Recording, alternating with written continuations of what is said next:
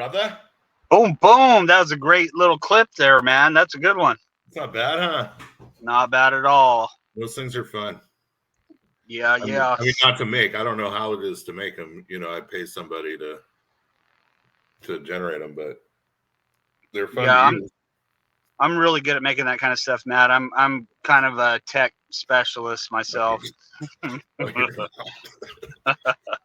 Not exactly. No. So but you're on Roseville today, huh? Yeah, I am. I'm somewhere actually. I'm shoot, I already forgot.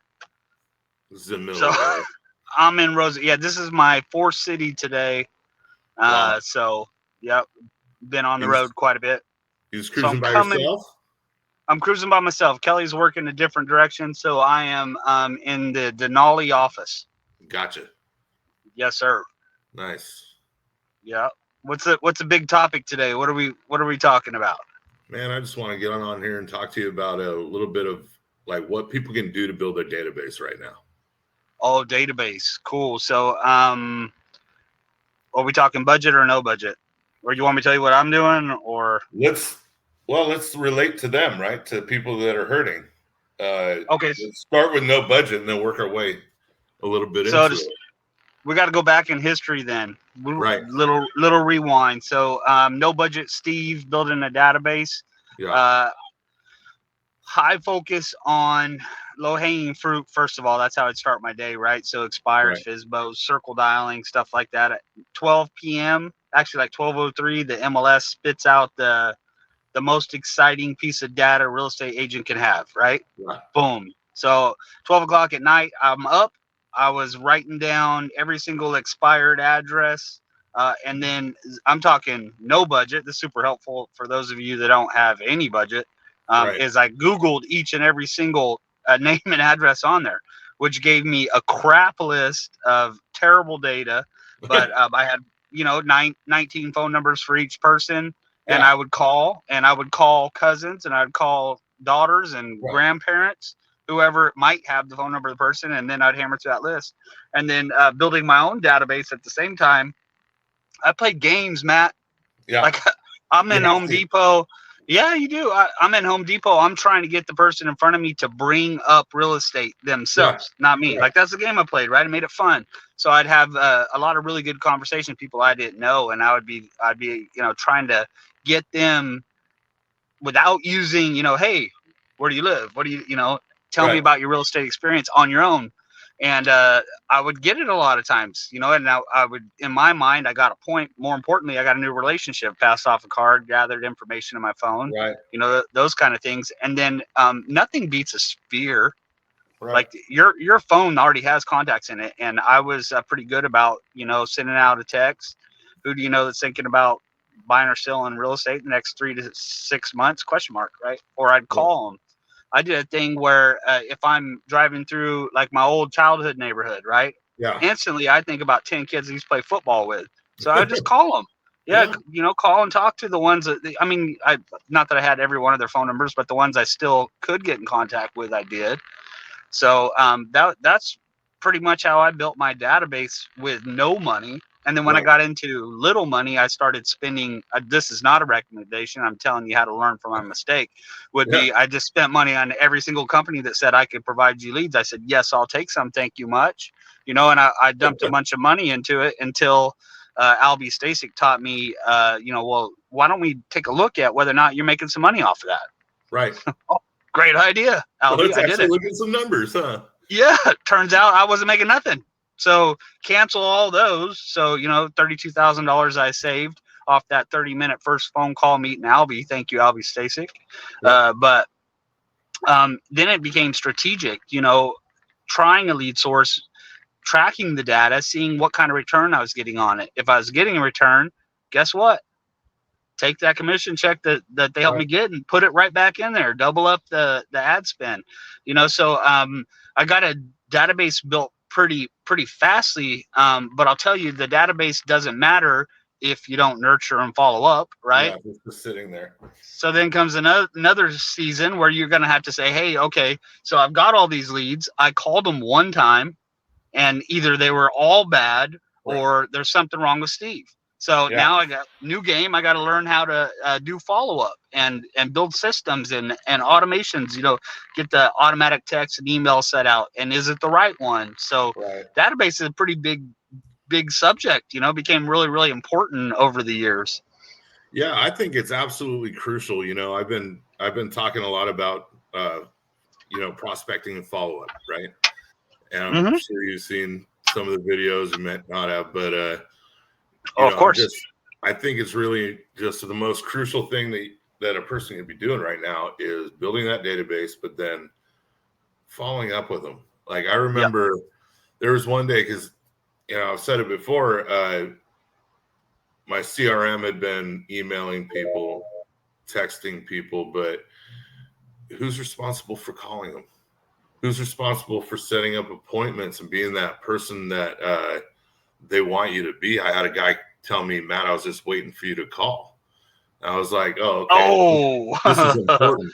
But then, it's those people that you roll through that are like, yeah, I mean, I would have gone through you, but I bought through somebody 6 months ago. Because why? Because that person called those people. That person was in front of them nonstop, top of mind, doing what you should have been doing the whole time, And so I really, because 2021 was simple for us, right? I mean, for sure. If you had a Pulse and a real estate license, you were going to sell houses, right? That's not how it is anymore. No, it's changed a little bit, and that's a good point. And if we know that the fortune's in the follow up, we hear that all the time. Right.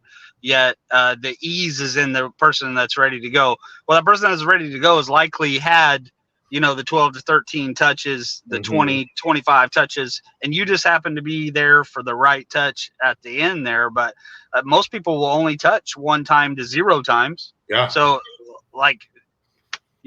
how can you make money doing that? You can't.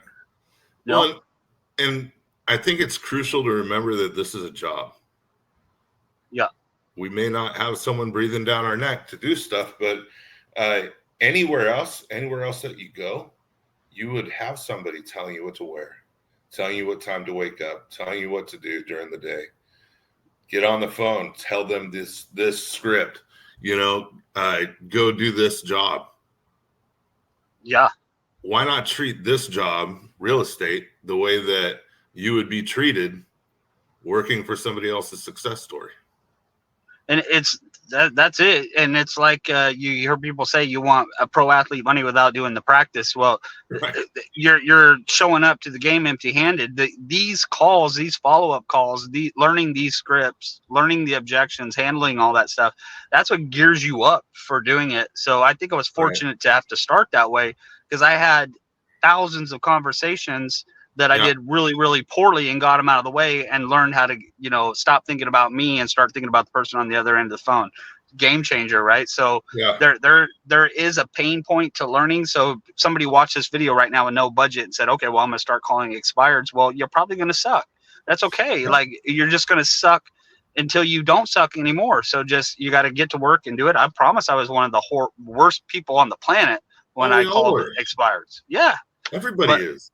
You just got to be hard-headed and dumb enough to just keep doing it, regardless of how dumb you are or how terrible you are with scripts, right? There is no magic script that you're going to say the first time and nail it. No. Not that you might get lucky. It takes a long time, and it takes repetition. I mean, you don't just right off the bat, you're able to speak to people on the phone. You have to internalize these scripts and turn them into your vernacular and use them to your advantage, yes, but to the advantage of the person on the other side of the phone, right? Yeah. Your job is to keep them on the phone, and their job is to get you off the phone. But if they're listening to you, they want to at least listen to somebody articulate. They want to at least listen to somebody that has something of value for them, right? Because that's at the end of the game. That's what it's all about, is their value. What are they getting out of it from you? And if you suck at the script, okay, that'll happen at first. And I sure did for a long time. for a long time, right? I don't know how many times people have hung up on the phone, cussed me out, told me all this stuff. And yeah, it sucks at first, but after a while, you kind of get a thicker skin. You're like, wait a minute. And it goes back to that gamifying, right? It doesn't hurt me if it's a game, right? No, you're just playing. So why not? What did we do at the office, right? Back in the day, we'd go for no. And remember, we were keeping tally of how many people, said no to agents. And I mean, if you make it a game, it's going to be fun.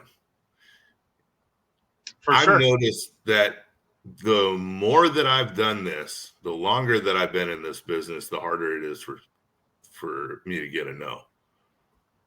Yeah.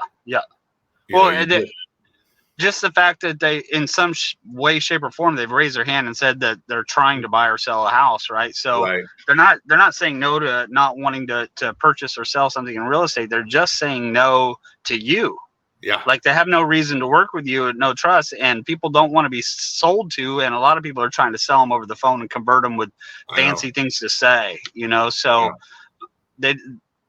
I got better when I learned that there's just a few things that I need to help somebody, right? And somebody recently, like within the last year, had put out LP Mama, right? Which is location, price, agent. Do they have an agent? Do they have a mortgage?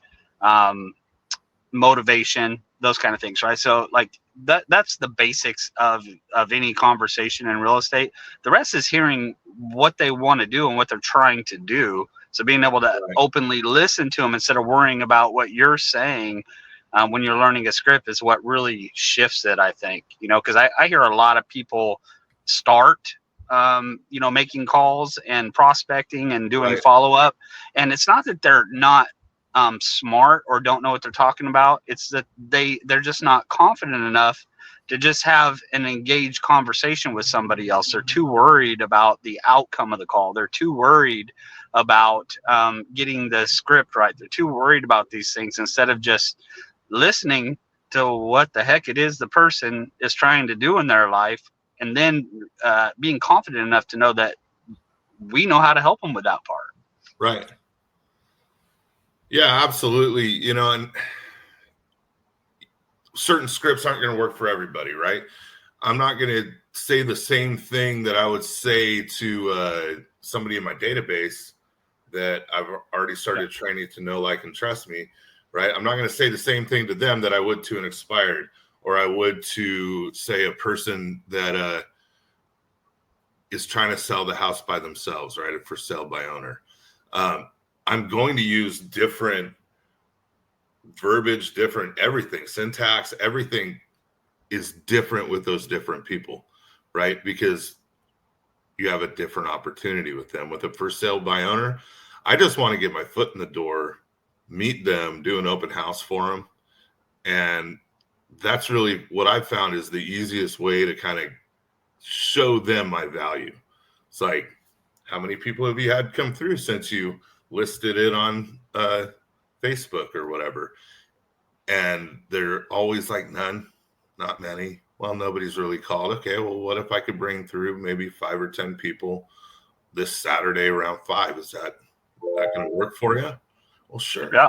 Okay, well, hey, I'm going to go ahead and host an open house and market it. And I'm, obviously going to doing that because I want the leads to build my database, right?